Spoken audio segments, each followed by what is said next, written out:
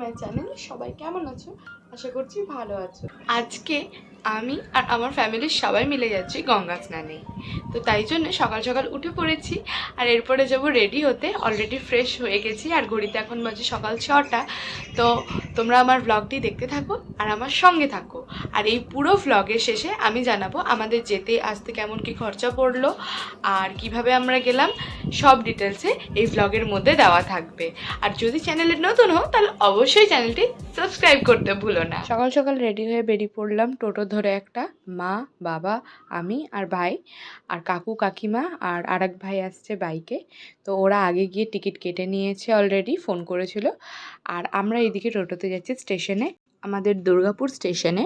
তো স্টেশনে পৌঁছে গিয়ে পরে আমরা তাড়াতাড়ি যাচ্ছি যাতে ট্রেনটা মিস না হয়ে যায়। অলরেডি একটা ট্রেন আমাদের মিস হয়ে গেছিলো। তো তারপরে আমরা ওয়েট করছিলাম স্টেশনে এসে যে কখন ট্রেন আসবে, কিন্তু ভাই বলল এই ট্রেনটা একটু লেট আছে। তো তার জন্য আমরা একটু ওয়েট করে গেলাম। আর ভোরবেলার দিকে দুর্গাপুর স্টেশনের ভিউটা একটু অন্যরকমই হয়। আর এখানে আমরা ওয়েট করছিলাম যে ট্রেন কখন আসবে অনেকক্ষণ ধরে। ফাইনালি ট্রেন এলো আর তখন বাজছিল ঘড়িতে 6:49, 6:49। তো আমরা ট্রেনে উঠে পড়লাম আর তারপরে ট্রেনও ছেড়ে দিল 2-1 মিনিটের মধ্যেই। তারপরে আমরা সুন্দর মনোরম দৃশ্য উপভোগ করতে করতে ট্রেনে যাচ্ছিলাম, কিন্তু সবাই এক জায়গাতে সিট পায়নি। আমি, ভাই আর বাবা এক জায়গায় সিট পেয়েছিলাম, আর ছোট ভাই কাকিমা একটা সিট পেয়েছিল আলাদা, আর মা আলাদা আর কাকু আলাদা। তো আমি আবার ঘুরে এসে কাকুর কাছে বসলাম। আর তারপরে আমরা বর্ধমান অবধি পৌঁছে গেলাম, ট্রেন থেকে নেমে পড়লাম। এরপরে আর একটা ট্রেন ধরবো, কিন্তু আমরা এখানে পৌঁছেছিলাম 8টা নাগাদ আর আমাদের আর একটা ট্রেন ছিল 8:20 নাগাদ। তো আমরা এদিকে এসকেলেটরে করে যাচ্ছিলাম। 4 নম্বর প্ল্যাটফর্মে যেহেতু ট্রেন ছিল, তো চলে এসছে ট্রেন। আর তখন বাজে 8:14। তারপরে ট্রেনে উঠেই প্রথম কাজ হচ্ছে ঝালমুড়ি খাওয়া আমার ভাইদের। আর আমরা ত্রিবেণী যাচ্ছিলাম। তো এটা যেহেতু বর্ধমান হাওড়া রুটের ট্রেন, তো ফ্রাইডে হলেও খুবই ভিড় ছিল যেহেতু ওয়ার্কিং ডেজ, তাই জন্য। তো আমরা নেমে পড়লাম ট্রেন থেকে। এটা হচ্ছে মগরা স্টেশন। তো সেখান থেকে আমাদেরকে আলাদা করে টোটো ধরতে হবে।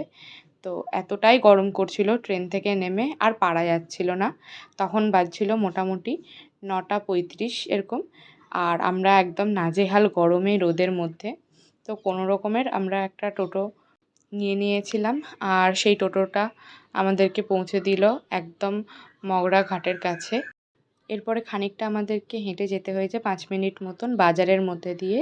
আর বাজারের এই দুপাশে শুধু পুজোর জিনিস বিক্রি হচ্ছে। আর যেহেতু গঙ্গা সাইড, তাই জন্য এখানে অনেক জার বিক্রি হচ্ছে আর তার সাথে সাথে ব্যাগও বিক্রি হচ্ছে, যে যদি কেউ এখান থেকে গঙ্গার জল নিয়ে যেতে চায় তার জন্য। আর আমাদের টোটো ফেয়ার আসা যাওয়া মিলিয়ে পার হেড 20 রুপিস করে লেগেছিলো, মানে আসতে 140, যেতে 140, টোটাল 280। তো হাঁটতে হাঁটতে ফাইনালি পৌঁছে গেলাম ঘাটের কাছে এবং দেখতে পেলাম গঙ্গাকে। তারপরে মা এখানে জার কিনছিল গঙ্গা জল নিয়ে যাবে বলে। আর আমরা যাচ্ছিলাম গঙ্গার দিকে। তো এখানে আলাদা রুম করা আছে মেয়েদের স্নানের পরে ড্রেস চেঞ্জ করার জন্য। আর মা এখানে পুজোর জিনিস নিয়ে নিচ্ছিল গঙ্গা মাকে পুজো দেবে বলে। আর আমি আর কাকিমা এদিকে স্নান করতে চলে গেছিলাম। স্নান করার পরে ফিরে এসে দেখছি একটা বড় স্টিমার যাচ্ছে, খুব সুন্দর লাগলো কারণ আমি ফার্স্ট টাইম দেখলাম স্টিমার। আর এদিকে আমি আর মা স্নান সেরে চলে এসেছিলাম গঙ্গা মায়ের পুজো দেবো বলে। আর এখানে প্রচুর ভিড় ছিল সেদিনকে, যেহেতু দুপুর 12টার আগে, তাই জন্যই এত ভিড়। কারণ তারপরে যখন জোয়ার আসে ভিড় আস্তে আস্তে কমে যাচ্ছিল দেখছিলাম। আর এদিকে আমার কাকু কাকিমারা সবাই প্যাকিং করছিল, যেহেতু সবারই স্নান কমপ্লিট হয়ে গেছিলো। আর এখানে আমরা মা আর আমি দুজন মিলে বিভিন্ন ঠাকুরকে পুজো দিচ্ছিলাম। আর এখানেও কিছু ছোট ছোট দোকান ছিল, আর এখানেও অনেকে জিনিসপত্র কেনাকাটা করছিল। আর আমরা বাড়ির সবাই প্রত্যেকটা ঠাকুরকে পুজো দিয়ে পরে চলে এলাম বাইরের দিকে। সবারই মোটামুটি এখানে খিদে পেয়ে গেছিলো, তাই জন্য আমরা দেখছিলাম যে এখানে কোনো হোটেল আছে কি না। তো খুঁজতে খুঁজতে আমরা এই বাজারের মধ্যে দিয়েই যাচ্ছিলাম, তখন দেখলাম পাশাপাশি অনেকগুলো শিব মন্দির রয়েছে, খুব সুন্দর। আর এই ফার্স্ট টাইম আমি কোনো একটা পার্টিকুলার জায়গায় এতগুলো শিব মন্দির একসাথে দেখলাম। এবং এর আশেপাশেই একটা হোটেল আমরা পেয়ে গেছিলাম, যেটার নাম ছিল হচ্ছে তৃপ্তি হোটেল অ্যান্ড রেস্টুরেন্ট। এখানে সব রকমের আইটেম পাওয়া যায়, ভেজ ননভেজ। তো আমরা ভেজ থালি নিয়েছিলাম, পার প্লেট 70 রুপিস করে লেগেছিলো। তো সেই একটা প্লেটে দিয়েছিল ডাল, একটা তরকারি, ঘুগনি টাইপের একটা তরকারি, আর পোস্ত, আর আলু ভাজা, আর লেবু। কিন্তু এখানের খাবার কোয়ান্টিটি খুবই বাজে। আমার মুখ দেখেই তোমরা হয়তো বুঝতে পারবে, কারণ খাবারের মধ্যে প্রচুর চুল থাকে, যার কারণে খেতে পারিনি আমরা ভালো করে। আর তারপরে এখানে এসে আমি বেগনি খেয়েছিলাম এই মন্দির চত্বরে এসে পড়ে। এখানেও অনেকগুলো মন্দির ছিল পাশাপাশি, শিব মন্দির, প্রচুর সুন্দর জায়গা, আর খুব ঠান্ডা ছিল এই জায়গাটা। তাই জন্য এই গরমের মধ্যে আমি একটু রিলিফ পাওয়ার জন্য ওখানে গিয়ে বসেছিলাম আর বেগনি খেলাম। তারপরে আবার একটা টোটো নিয়ে নিয়েছিলাম, আর সেই টোটো করে আমরা রিটার্ন যাচ্ছিলাম মগরা স্টেশনের দিকে। আর যদি এখানে কেউ এসে থাকো গঙ্গা স্নানের জন্য, তো রিটার্ন যাওয়ার সময় এই স্টেশনের কাছে এসে খাবার খেয়েও হোটেলে, আর না হলে বর্ধমানে গিয়ে পরে একেবারে তোমরা খাবার খেও। আর এখানে মগরা স্টেশনে এসে আমরা ট্রেনের টিকিট কেটে নিলাম রিটার্ন যাওয়ার। আর এখানে এসে পরে আমাদের এতটাই গরম লাগছিল, আমরা আর পারছিলাম না, যেহেতু 12টা বেজে গেছিলো আর আমাদেরও জীবনের 12টা বেজে যাচ্ছিলো, এতটাই গরম। তো 12:34 বাজছিল তখন, 12টা 34। তা করতে করতেই 5 মিনিটের মধ্যেই ট্রেন চলে এলো। অ্যাকচুয়ালি আমরা যে ট্রেনটাতে বর্ধমান থেকে এসেছিলাম সেই ট্রেনটা করেই আমরা রিটার্ন যাচ্ছিলাম। তো এখানে আমরা যখন উঠলাম ট্রেনে প্রচুর ভিড় ছিল, প্রচুর লোকজন ছিল, কিন্তু আস্তে আস্তে ট্রেন ফাঁকা হতে শুরু করলো কিছুটা গিয়ে, আর ফাইনালি একদমই ফাঁকা হয়ে গেছিলো। মানে মন মর্জি মতন যে যেখানে পেরেছিলাম সেখানে বসে পড়েছিলাম। তো খুবই আনন্দ করতে করতে আমরা এলাম রিটার্নে আসার সময়।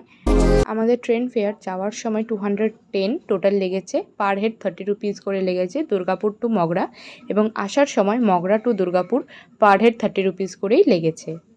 আসা যাওয়া মিলিয়ে টোটাল 420 রুপিস লেগেছে। অ্যান্ড ফাইনালি আমরা বর্ধমান স্টেশনে এসে পৌঁছালাম, আর আমাদের 4 নম্বর প্ল্যাটফর্মে ট্রেন পড়েছিল, তো আমরা আবার 4 নম্বর প্ল্যাটফর্মে যাচ্ছিলাম। তো বাই এনি মিস্টেক আমাদেরকে আবার জানানো হয় যে 6 নম্বর প্ল্যাটফর্মে পড়ে। তো আমরা যেহেতু চলে এসেছিলাম 12টা 34-এর ট্রেনটা ধরে, বর্ধমানে আমরা মোটামুটি 2:05-এর মধ্যে ঢুকে গেছিলাম, কিন্তু 3:30টার আগে দুর্গাপুর অবধি বর্ধমান থেকে কোনো ট্রেন ছিল না, তাই জন্য আমাদেরকে 1.5 আওয়ার ওয়েট করতে হয় ওয়েটিং রুমে। এবং ওয়েটিং রুমে এত ভিড় আমি পাগল হয়ে গেছিলাম, তো এত বেশি ভিড় ছিল। আর তারপরে এখানে যে ট্রেনটা এলো 3:35-এর, সেই ট্রেনটায় এত ভিড়, এত লোকজন যাওয়ার জন্য রেডি ছিল যে ঠেলাঠেলি লেগে গেছিলো। আর আমি তো ভেবেছিলাম আমি আজকে সিট পাবোই না, কিন্তু এরপরে 4:05-এর ট্রেন, আর আমরা ওয়েট করতে একদমই পারছিলাম না, সেই জন্য এই ট্রেনটাতেই উঠে পড়লাম, আর কোনো রকমের একটা সিট পেয়ে গেছিলাম। আর বাকিরাও সবাই একটা একটা করে কোথাও না কোথাও সিট পেয়ে গেছিলো, কিন্তু সবাই আমরা ছড়িয়ে ছিটে বসেছিলাম। আর তারপরে আমাদের জার্নি শুরু হলো, এবং আমরা এই কলকারখানা, সবুজ ঘাস মাঠ দেখতে দেখতে দুর্গাপুর অবধি পৌঁছে গেলাম। মোটামুটি 5:10-এর মধ্যে আমরা দুর্গাপুরে ঢুকে গেছিলাম। আর এইভাবেই আমার journey Durgapur to Tribeni, Tribeni to Durgapur complete হলো। আর কেমন লাগলো ভিডিওটা অবশ্যই তোমরা কমেন্টে জানিও, আর যদি ভালো লেগে থাকে তাহলে লাইক করো আর সাবস্ক্রাইব করে দিও চ্যানেলটি।